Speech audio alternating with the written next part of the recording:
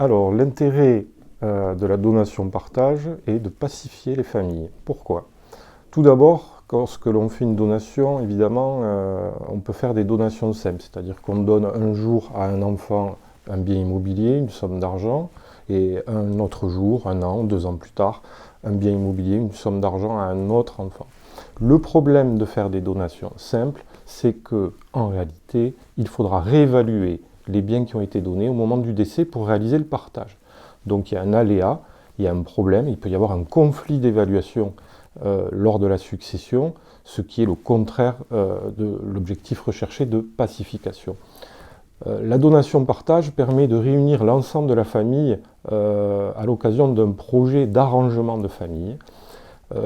Chaque enfant va se voir attribuer un lot qui sera constitué par les donateurs, dans une forme de médiation, bien entendu.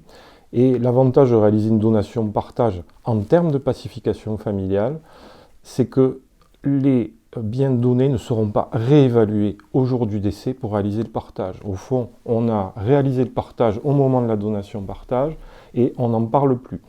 Donc il est donc très important d'aller voir son notaire si l'on a une famille au minimum de 2 enfants, sinon plus, et éventuellement des biens à transmettre, afin d'éviter à l'avenir les conflits, les problèmes d'évaluation, les problèmes de partage postérieurement au décès, en vous rappelant que vous ne serez plus là pour guider vos enfants et pour les conseiller dans la transmission que vous souhaitez réaliser.